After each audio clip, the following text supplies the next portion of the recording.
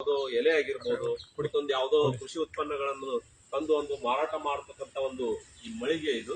ಈ ಮಳಿಗೆ ಒಂದು ವ್ಯವಸ್ಥೆಯನ್ನು ಯಾವ ರೀತಿ ಇಟ್ಕೊಂಡಿದ್ದಾರೆ ಅನ್ನೋದು ಇಲ್ಲಿ ಅಧಿಕಾರಿಗಳು ಯಾವ ರೀತಿ ಇಟ್ಕೊಂಡಿದ್ದಾರೆ ಅನ್ನೋದು ತಾವೆಲ್ಲ ನೋಡ್ಬೋದು. ಸ್ವಲ್ಪ ತೋರಿಸಿ.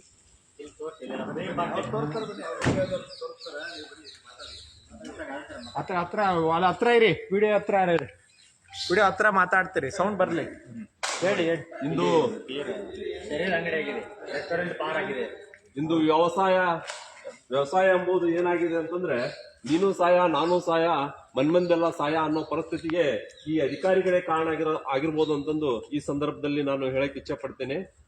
ಮುಖ್ಯವಾಗಿ ಏನಂತಂದ್ರೆ, ರೈತರಿಗೆ ಈ ರಾಜ್ಯದಲ್ಲಿ ಆಗಿರ್ಬೋದು, ಈ ದೇಶದಲ್ಲಿ ಆಗಿರ್ಬೋದು ಯಾವುದೇ ರೀತಿಯ ಒಂದು ಸ್ಕೋಪ್ ಇಲ್ಲ. ಅಂದ್ರೆ ಅವ್ರಿಗೆ ಬೇಕಾದಂತ ಸಾಮಗ್ರಿಗಳಾಗಿರ್ಬೋದು ಮತ್ತು ಅವ್ರಿಗೆ ಪ್ರೋತ್ಸಾಹ ಮಾಡ್ತಕ್ಕಂತ ಯಾವುದೇ ಕಾರ್ಯಕ್ರಮಗಳು ಈ ಸಂದರ್ಭದಲ್ಲಿ ನಡೀತಾ ಇಲ್ಲ. ಇದರಲ್ಲಿ ಮುಖ್ಯವಾಗಿ ಏನಪ್ಪಾ ಅಂತಂದ್ರೆ, ಇದು ಮಾಜಿ ಮುಖ್ಯಮಂತ್ರಿಗಳು ಬಸವರಾಜ ಬೊಮ್ಮಾಯಿಯವರ ಒಂದು ತವರೂರು ಅಂತಂದು ಹೇಳಕ್ ಇಚ್ಛಪಡ್ತೀನಿ. ಇಲ್ಲಿ ಅಭಿವೃದ್ಧಿ ಆಗಿದೆ ಅಂತಂದು ಘಂಟಾಘೋಷವಾಗಿ ಎಲ್ಲರೂ ಪತ್ರಿಕೆಗಳಲ್ಲಾಗಿರ್ಬೋದು, ಯಾವುದೇ ದೃಶ್ಯ ಮಾಧ್ಯಮಗಳಲ್ಲಾಗಿರ್ಬೋದು ಘಂಟಾಘೋಷವಾಗಿ ಕೊಚ್ಕೊಳ್ತಾರ. ಆದ್ರೆ ಇಲ್ಲಿ ಯಾವುದೇ ರೀತಿಯ ಅಭಿವೃದ್ಧಿ ಆಗಿಲ್ಲ, ಬರೀ ಒಂದು ಹೇಳಲಿಕ್ಕೆ ಒಂದು ಮಾತಾಗಿದೆ ಅಂತಂದು ಈ ಸಂದರ್ಭದಲ್ಲಿ ನಾನು ಹೇಳಕ್ ಇಚ್ಛೆ ಪಡ್ತೀನಿ. ಈಗ ಅಲ್ಲಿ ಬೀರ್ ಬಾಟ್ಲಿ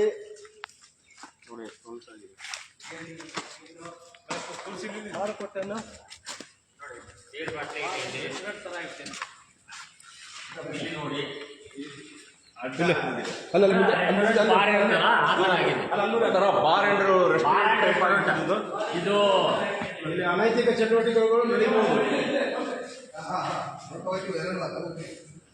ಬರೀ ಇದೇ ಒಂದು ಚಟುವಟಿಕೆ ನಡೆದಿದೆ, ಇನ್ನೂ ಹೆಚ್ಚಿನ ಚಟುವಟಿಕೆಗಳು ನಡೀಬಹುದು ಅಂತಂದು ನಾನು ಚಂದ್ರಶೇಖರ್ ರಾಜ್ಯ ಸಂಘಟನೆ ಇವತ್ತು ಮಾಜಿ ಮುಖ್ಯಮಂತ್ರಿಯ ಕ್ಷೇತ್ರದಲ್ಲಿ ಎಪಿಎಂಸಿ ಅಲ್ಲ, ಇದು ರೆಸ್ಟೋರೆಂಟ್ ಬಾರ್ ಆಗಿದೆ. ಎಪಿಎಂಸಿ ಬಾರ್ ರೆಸ್ಟೋರೆಂಟ್ ಆಗಿದೆ. ಹೀಗಾಗಿ ಇಲ್ಲಿಯ ಸಂಬಂಧಪಟ್ಟ ಇಲಾಖೆ ಅಧಿಕಾರಿಗಳು ಇತ್ತ ಕಡೆ ಗಮನ ಹರಿಸಿ ಇಲ್ಲಿ ಇದನ್ನು ಸ್ವಚ್ಛತೆ ಕಾರ್ಯವನ್ನು ಮಾಡಿ, ಇಲ್ಲಿ ಯಾರು ಬಂದ ಸರಾಯನ್ನು ಕುಡಿದು ಬೇರೆ ಬೇರೆ ಚಟುವಟಿಕೆಗಳನ್ನು ಮಾಡ್ತಾರೋ ಅವ್ರನ್ನೆಲ್ಲಾನು ಮಟ್ಟ ಹಾಕುವಂಥ ಕೆಲಸವನ್ನು ಅಧಿಕಾರಿಗಳು ಮಾಡಬೇಕು. ಅವ್ರು ಮಾಡಿಲ್ಲ ಅಂತಂದರೆ KRS ಪಕ್ಷ ನಿರಂತರವಾಗಿ ಹೋರಾಟ ಮಾಡ್ತಾ ಇರುತ್ತೆ. ಈಗಾಗಲೇ ನಮ್ಮ ರವಿಕೃಷ್ಣ ರೆಡ್ಡಿಯವರು ಶಿಗ್ಗಾಂವಿ ಉಪಚುನಾವಣೆಯಲ್ಲಿ ಅಭ್ಯರ್ಥಿ ಅಂತೇಳಿ ನಾವು ಘೋಷಣೆ ಮಾಡಿ ಪಕ್ಷದ ಸಂಘಟನೆ ಮತ್ತು ಪಕ್ಷದ ಪ್ರಚಾರಗಳು ಮಾಜಿ ಮುಖ್ಯಮಂತ್ರಿ ಕ್ಷೇತ್ರದಲ್ಲಿ ಏನಿದೆ ವಾಸ್ತವತೆಯನ್ನು ನಿಮಗೆಲ್ಲರಿಗೂ ಇಲ್ಲಿನ ಪ್ರತಿಯೊಬ್ಬ ಮತದಾರರು ಮತ್ತು ಪ್ರತಿಯೊಂದು ಕುಟುಂಬಕ್ಕೂ ನಾವು ಮುಚ್ಚುವಂಥ ಕೆಲಸ ಮಾಡ್ತಾ ಇದ್ದೀವಿ. ಮುಂದಿನ ದಿನಗಳಲ್ಲಿ ನೀವೆಲ್ಲರೂ ಬುದ್ಧಿವಂತರಾಗಬೇಕು ಮತ್ತು ವಿದ್ಯಾವಂತರಾಗಬೇಕು, ಪ್ರಜ್ಞಾವಂತರಾಗಬೇಕು.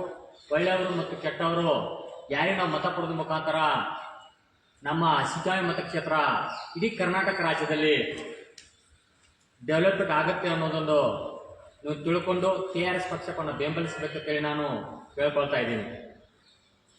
ಅದೇ ರೀತಿ ಇವತ್ತಿನ ಸಮಾಜದಲ್ಲಿ ನಾನು ಇವತ್ತು ನ್ಯೂಸ್ ಪೇಪರ್ದಲ್ಲಿ ನೋಡಿದೆ, ದಿನದಲ್ಲಿದ್ದರು ಕೂಲಿ ಕಾರ್ಮಿಕರು ಅನ್ನುವಂಥ ಹಣವನ್ನು 87 ಕೋಟಿ ಹಣವನ್ನ ಚುನಾವಣೆ ಅಕ್ರಮಕ್ಕೆ ಸರಾಯಿ ಪರ್ಚೇಸ್ ಮಾಡಲಿಕ್ಕೆ ಬೇನಾಮಿ ಅಕೌಂಟಿಗೆ ಹಣವನ್ನು ಹಾಕಿ ಸರಾಯಿ ಪರ್ಚೇಸ್ ಮಾಡಿದ್ದಾರೆ ಅನ್ನೋದರಿಂದ ಇವತ್ತು ಪೇಪರ್ದಲ್ಲಿ ಬಂದಿದೆ. ಇಡಿ ಅಧಿಕಾರಿಗಳು ಕೋರ್ಟ್ಗೆ ಸಲ್ಲಿಸಿದ್ದಾರೆ. ಇದು ನೋಡಿ, ಬಡವರಿಗೆ ಇರ್ತಕ್ಕಂಥ ಹಣವನ್ನ ಚುನಾವಣೆ ಸಂದರ್ಭದಲ್ಲಿ ಆ ಹಣವನ್ನು ಬಳಸಿಕೊಂಡು ಅದೇ ಸಮಾಜದ ಯುವಕರಿಗೆ ಆ ಹಣದಿಂದ ಸರಾಯಿ ಕೊಡುವಂತ ಕೆಲಸವನ್ನ ಕಾಂಗ್ರೆಸ್ ಸರ್ಕಾರ ಮತ್ತು ಬಿಜೆಪಿ ಸರ್ಕಾರ ಮಾಡ್ತಾ ಬಂದಿದೆ.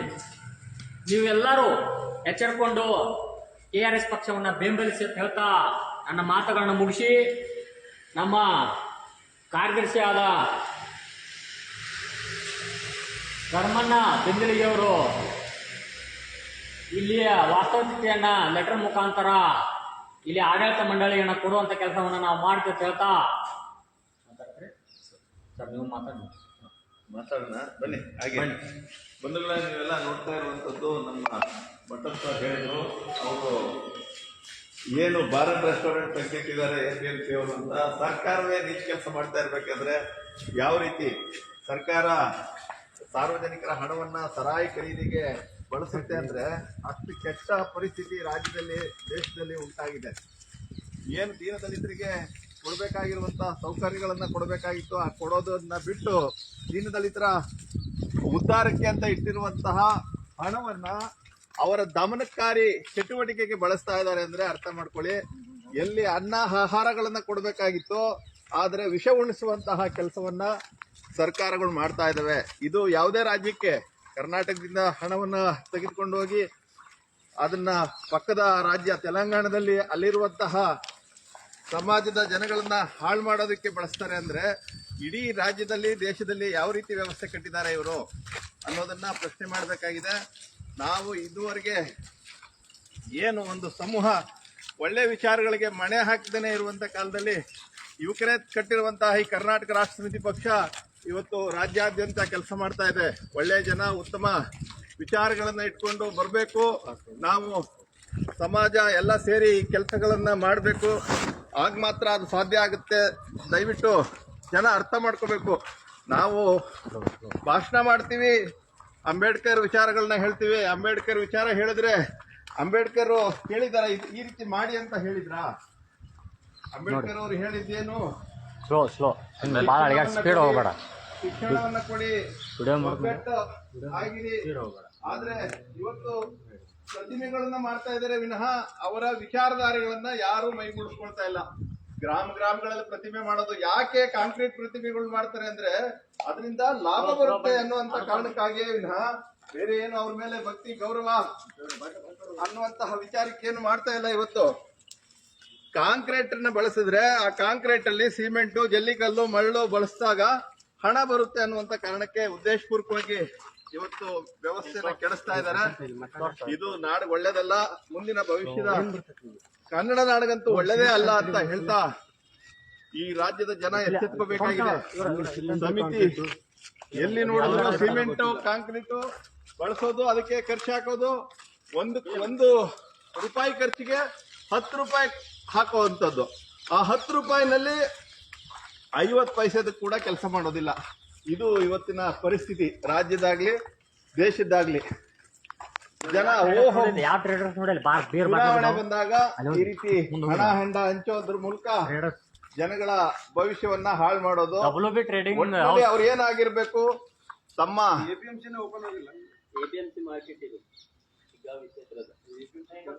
ತಮ್ಮ ಮಕ್ಕಳ ಭವಿಷ್ಯ ಚೆನ್ನಾಗ್ಬೇಕು, ತಾವು ಚೆನ್ನಾಗಿರ್ಬೇಕು, ತಮ್ಮ ವಂಶ ಬೆಳಿಬೇಕು.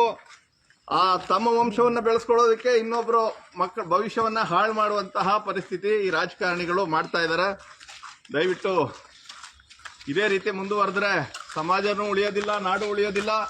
ಈ ನಾಡನ್ನ ರಕ್ಷಣೆ ಮಾಡುವಂತವ್ರು ಯಾರು ಇರೋದಿಲ್ಲ. ಜನ ಮಕ್ಕಳು ಏನ್ ಬೆಳೀತಾ ಇದ್ದಾರೆ, ಅವ್ರ ಪೋಷಣೆಗೆ ಖರ್ಚು ಮಾಡ್ತಾರೆ. ನನ್ನ ಮಕ್ಕಳು ಉದ್ಧಾರ ಆಗ್ತಾರೆ, ನಮ್ಮ ಮಕ್ಕಳು ಉದ್ಧಾರ ಆಗ್ತಾರೆ ಅಂತ ಜನ ಬರೀ ಸುಮ್ಮನೆ ಅದೆಲ್ಲ ಮಾಡೋವಂಥದ್ದಾಗುತ್ತೆ. ಈ ರಾಜಕಾರಣಿಗಳು ಯಾರನ್ನು ನಿಮ್ಮ ಮಕ್ಕಳ ಯಾವುದೇ ವಿದ್ಯಾಲಯದಲ್ಲಿ ಕಳಿಸಿ, ಈಗ ಲಕ್ಷಾಂತರ ರೂಪಾಯಿ ಕೊಟ್ಟು ಬಸ್ ಹತ್ತಿಸಿ ಟ್ರಿಮ್ ಆಗಿ ಕಳಿಸ್ತೀರಾ, ಆದರೆ ಮುಂದಿನ ದಿನಗಳಲ್ಲಿ ಆ ಮಕ್ಕಳು ಏನಾಗ್ತಾರೆ, ಸಮಾಜಕ್ಕೆ ಮಾರಕ ಆಗ್ತಾರ ಇಲ್ಲ ಅವರು ಸಮಾಜಕ್ಕೆ ಉದ್ಧಾರಕರಾಗ್ತಾರ ಅನ್ನುವಂಥ ಪ್ರಶ್ನೆ. ಈ ರಾಜಕಾರಣಿಗಳೇ ಏನ್ ಮಾಡ್ತಾ ಇದ್ದಾರೆ, ಉತ್ತಮವಾದಂತ ವ್ಯವಸ್ಥೆ ಕಟ್ಟಬೇಕಾಗಿರುವಂತವ್ರು ಕಟ್ಟದೆ ಹೋದಾಗ ಯಾರು ಕೇಳ್ತಾರೆ? ಕೇಳುವಂತವ್ರು ಆಕ್ಚುಲಿ ಸರ್ಕಾರ ಯಾಕೆ ಬೇಕು, ಸರ್ಕಾರದ ವಿಚಾರ ಯಾಕೆ ಬೇಕು?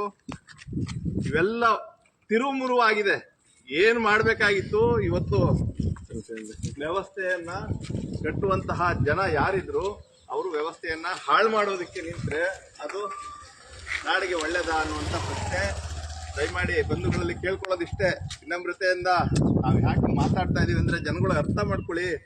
ದಯವಿಟ್ಟು ಈ JCB ಪಕ್ಷಗಳು ಚುನಾವಣೆ ಸಂದರ್ಭದಲ್ಲಿ ಏನೆಲ್ಲ ಹೇಳ್ತಾರೆ ಅದನ್ನ ಮಾಡೋದಿಲ್ಲ. ಬರೀ ಬಾಯಿನಲ್ಲಿ ಮತ್ತೆ ಪತ್ರದಲ್ಲಿ ಹಣವನ್ನ ಖರ್ಚು ಮಾಡೋದಕ್ಕೆ, ವೆಚ್ಚ ಮಾಡೋದಕ್ಕೆ, ಖಜಾನೆನಲ್ಲಿ ನೀವೆಲ್ಲ ಶ್ರಮ ಪಡ್ತೀರಾ. ಆ ಹಣ ತೆರಿಗೆ ಆಗಿ ಸರ್ಕಾರಕ್ಕೆ ಹೋಗುತ್ತೆ. ಆ ಶ್ರಮದ ಹಣವನ್ನ ಲೂಟಿ ಮಾಡೋದಕ್ಕೋಸ್ಕರ ಅವರೆಲ್ಲ ಮಾಡುವಂಥದ್ದು.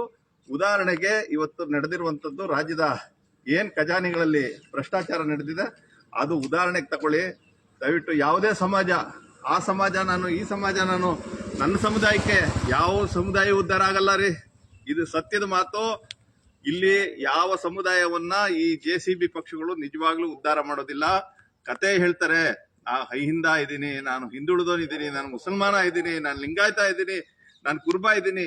ಯಾವ ದಲಿತರು ಇದೀವಿ, ಏನಿದೀವಿ, ಅವ್ ಯಾವ ದಲಿತರಂತ ಹೇಳ್ಬೇಡಿ ಅಂತ ಪದಗಳನ್ನ ಹೇಳ್ತಾ ಇದ್ರು.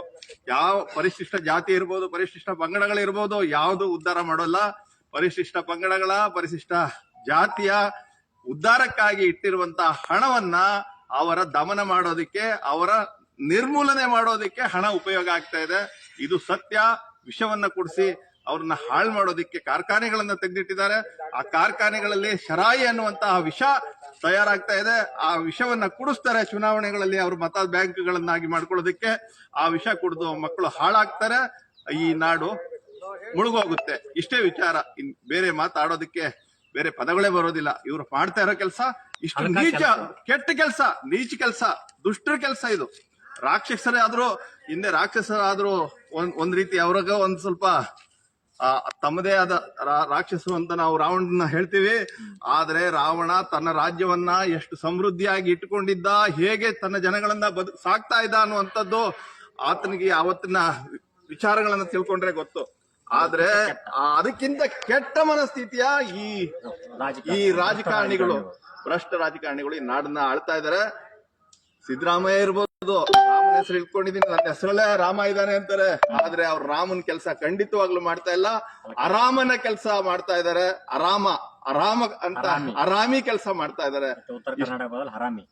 ಉತ್ತರ ಕನ್ನಡದಲ್ಲಿ ಕರ್ನಾಟಕದ ಕಡೆ ಅರಾಮಿ ಅಂತ ಹೇಳ್ತಾರೆ. ರಾಮ ಅಲ್ಲ, ಅರಾಮಿ ಕೆಲಸ ಮಾಡ್ತಾ ಇದಾರೆ. ಇಷ್ಟು ಹೇಳ್ತಾ ನನ್ನ 2 ಮಾತನ್ನ ಮುಗಿಸ್ತೀನಿ. ನಮಸ್ಕಾರ ಎಲ್ಲರಿಗೂ. ನಮಸ್ಕಾರ ಎಲ್ಲರಿಗೂ.